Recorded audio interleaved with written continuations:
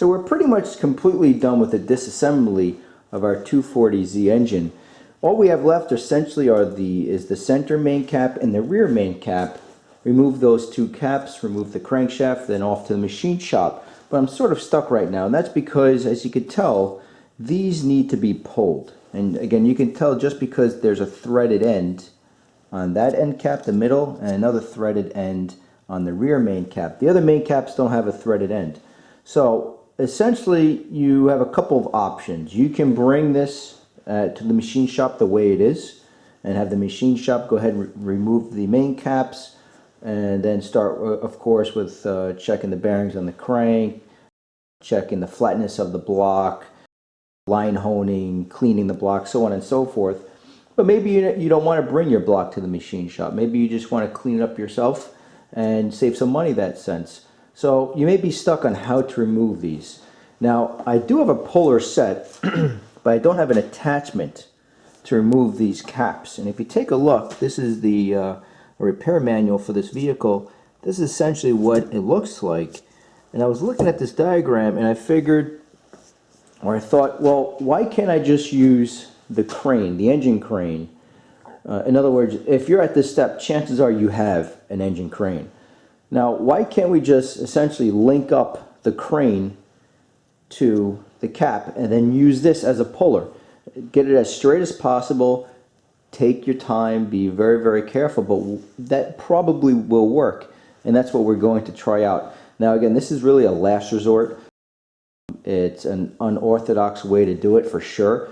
I do want to get these caps out. I don't feel like trying to find a puller, and I think it's going to work. Another idea is, let's say you don't have this and you want to try something else. If you can maybe get a piece of wood here, or even a piece of metal, and then go ahead. This is an M8 size bolt, and I'll go into details in a second about that. So M8, M like Mary, 8, and these are M10 washers, okay?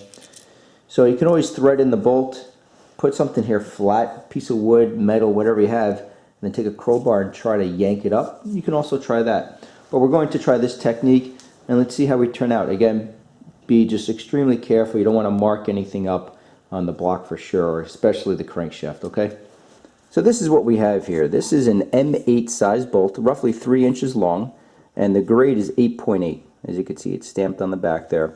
So grade 8, or whenever you see grades of bolts, essentially the higher the number, the higher the tensile strength, meaning how much force is required before this bolt rips in half. That's all it means.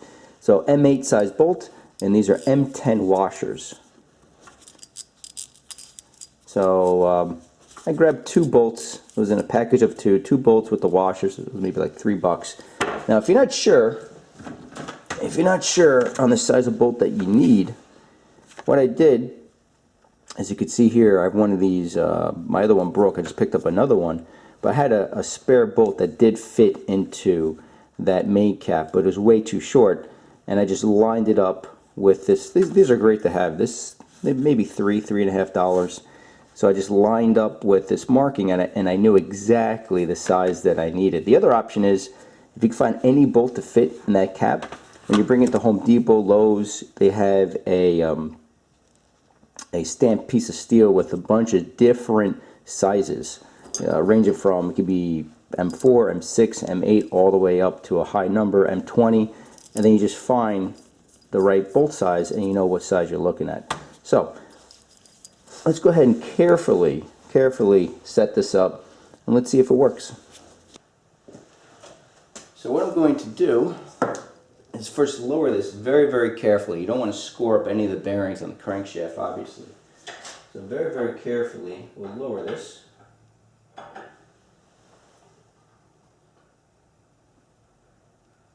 Just take your time, don't rush it. Okay.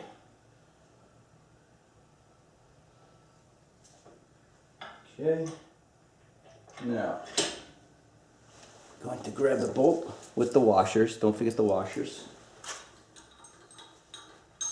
And I'll come in for another shot in a moment before we pull this, so you can see exactly what we're working with here.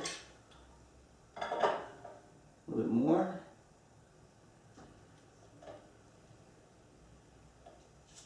Okay. And I'll thread it into the rear cap here.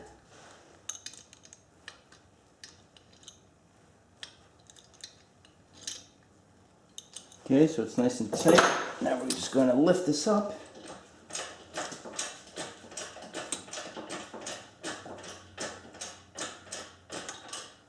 Okay. Okay, so now there's some tension on there. Take a mallet, just lightly. Okay, safety goggles, you never know what could happen here. So again with the mallet, you see it's moving already? Okay. Maybe a little bit more, try to get it centered again. And there you go, that's it. So it worked. So again, for sure you can do this, as you can see. Just be extremely careful, make sure you line everything up, try to get a complete straight plane. Regarding this, maybe like a 90-degree angle, okay? Completely flat and level as possible. And there you go, you don't have to go crazy about renting a puller, nothing like that. Okay, now let's try the center cap. Now if you're curious, if anything got scored up, let me move. There we go. Everything looks to be in very good shape. No markings, no scoring up. So again, if you're really careful, you should be perfectly fine. Let me grab the cap.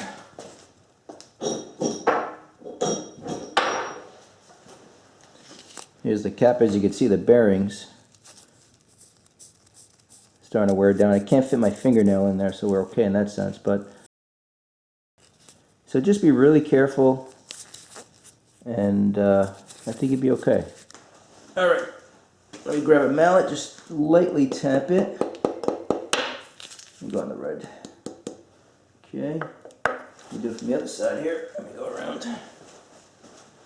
Just take your time. You know, that's all I can say. Just take your time. Don't rush this. Okay. All right. Here we go. Bring it up a little bit. Don't forget your safety goggles, by the way. Okay. A little bit more.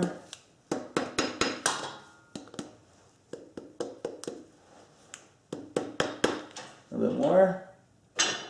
There we go. All right. We turned out to be in good shape. Right here is where the center cap was. No markings. And then where the rear cap was. Again, everything is in good shape. The caps are in good shape. So the next step for me is removing the crankshaft. Everything is going to machine shop, and that's it. So again, this is a cast iron block. If this makes you nervous doing this on an aluminum block, then don't do it. You know, try to find a tool. Maybe a local mechanic can rent you a tool, or just bring everything to a machine shop the way it is, and they can do it. We will have a complete engine disassembly video very, very shortly. If that interests you, please subscribe. Nevertheless, I hope this helps someone out there. And until then, we'll see you next time.